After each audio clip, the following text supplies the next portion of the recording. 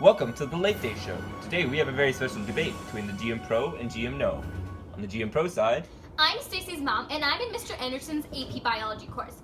So GMOs, they sound super complicated, right? Well, Mr. Anderson taught me otherwise. Genetically modified organisms are living organisms whose genetic material has been artificially manipulated in a laboratory setting.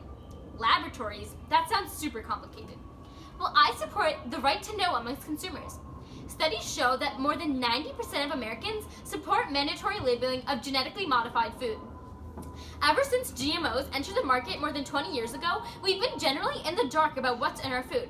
And I like to know what the stuff I have has in it. If I have a new Prada bag, I want to know what it's made of.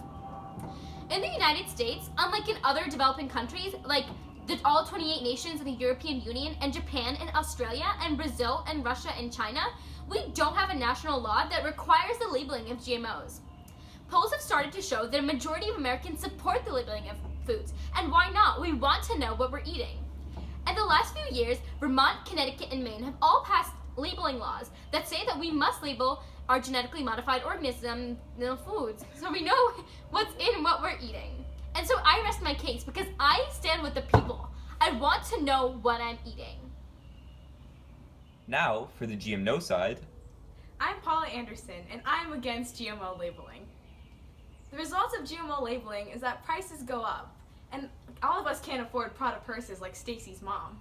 Often the people who buy GMO foods are poorer because the foods are cheaper because of cheaper production. Also, if we start labeling GMO foods, companies will find unethical ways to combat the increase in prices and to bring up consumer rates. Also, the labeling effect causes unnecessary consumer panic. Right now, people are eating GMO foods without a problem. But once we start labeling things, consumers will have this false idea that GMO foods are actually bad for you. But we've already put measures into place. Companies have put measures into place to make sure that the food we eat is entirely safe. And if we can't trust food regulations, we can't trust any other regulations, like makeup regulations or drug regulations. At a certain point, paranoia is more detrimental than helpful. Thank you very much for sharing your views. Now we move on to a rapid fire round where each of you will have the opportunity to pose questions to each other. So Paula, tell me, you stated earlier that you were anti-labeling. Does this mean that you stand with the big corporations, these powerful biotech corporations who are out there to rob us consumers of our right to know what's in our food, to rob us of our basic ethical values and morals that make us American?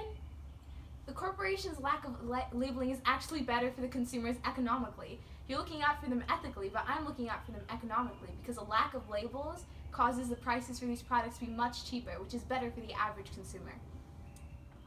So Paula, you mentioned earlier that you side with the consumers in terms of economics and financial sort of benefits. So what do you feel in terms of GMOs? Are you pro-GMO, con-GMO?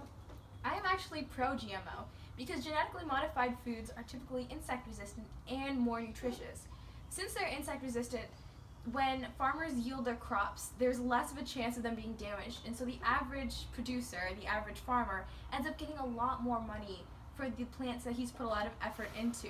Also, since the foods are more nutritious, they could potentially be used to solve world hunger. Well, you do make a good point. There are some reasons for why I'm against it. In terms of allergic reactions, because you are con-labeling, consumers don't know what they're getting into. They don't know what they're eating. And so with the mix of proteins and all the chemicals that go into GMOs, consumers aren't aware of what they're eating and are prone to more allergic reactions. And this is a great big problem, especially if you're making them cheaper, because people are consuming them more. And in terms of decreased sort of antibiotic efficacy, GMOs have some kind of features that are built into them, which makes the consumer more resistant to certain diseases, which in the long term, as we know with antibiotics and in sort of resistancy to these things, it can be bad for the consumer.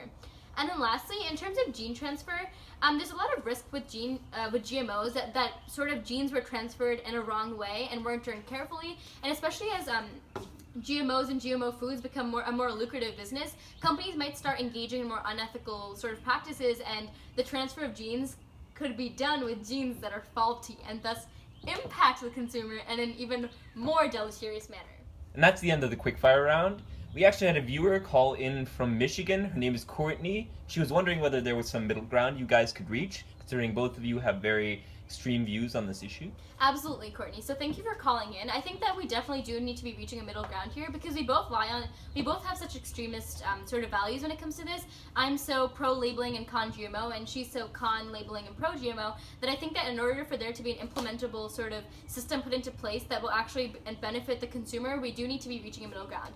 So, in my opinion, what we need to do is to encourage companies to label more things and to label more products as GMO or non-GMO so that they are like options available to consumers who want to be eating non-GMO food. And then on the other hand, I also think that we need to be kind of coming up with more public health initiatives and making consumers more aware of what they're putting into their bodies, because these things do have risks and benefits, and I think that more consumers need to be aware of what they're eating, because about 80% of foods in supermarkets contain some sort of genetically modified organism.